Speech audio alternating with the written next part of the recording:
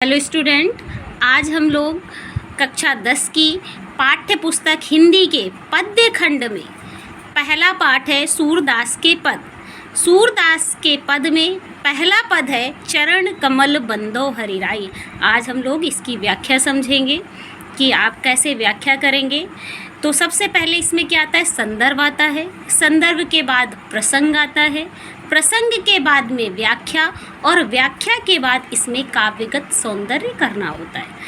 तो सबसे पहले आप लोगों को क्या करना होता है, संकेत बनाना होता है। संकेत के बाद संदर्भ। संदर्भ का मतलब ये होता है कि ये जो पद है ये किस पाठ से लिया गया है, इसके रचयिता कौन है, और ये आपको उसमें लिखना होता है।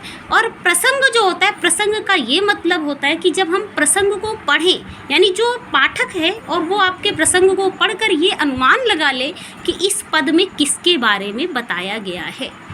तो आइए सबसे पहले हम लोग इसकी व्याख्या पढ़ते हैं। उसके बाद में जैसे ही व्याख्या पढ़ लेंगे तो हमें समझ में आ जाएगा कि हमें कैसे इसका प्रसंग लिखना है। चरण कमल बंदो हरिराई, जाकी कृपा पंगु गिर लंघे, अंधे को सब कुछ दर्शाई, बहिरो सुने गूंग पुनि बोले, रंग चले सिर छत्र धराई, सूरदास स्वामी करुणा में बार बार बंदो होती है पाई। चरण कमल, अब यहाँ पर चरण कमल लिखा है, किसकी कहा गया है, बंदो हरिराई। हरि का मतलब कौन है, भगवान श्री कृष्ण।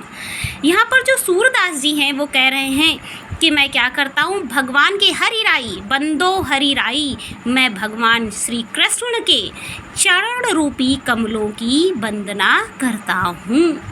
जाकी कृपा पंगु गिरि लंघे, और उन चरण कमलों की महिमा इतनी निराली है कि इसका कोई भी बखान नहीं किया जा सकता। उन्होंने कहा जाकी कृपा, अगर उन भगवान की कृपा हो जाए तो पंगु गिरि लंघे, क्या कर सकता है, लंगड़ा गिरि पर्वत को लंघे का मतलब लांघ सकता है। यानी भगवान की इतनी महिमा है कि अगर वो चाहें तो क्या हो सकता है, उनकी अगर कृपा हो जाए तो एक लंगड़ा भी पर्वत को लांघ सकता है।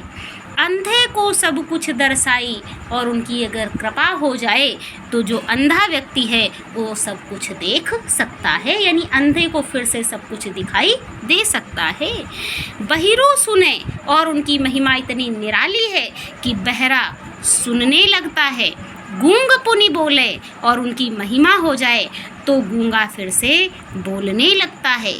रंग चले सिर छत्र धराई, और भगवान की महिमा इतनी निराली है कि अगर उनकी कृपा हो जाए तो एक रंक यानी जो भिखारी है वो इतना ऊपर बढ़ सकता है कि एक राजा बन करके और अपने सिर पर राजा की तरह छत्र धारण करके चल सकता है। सूरदास स्वामी करुणा में बार बार बंदो होती पाई।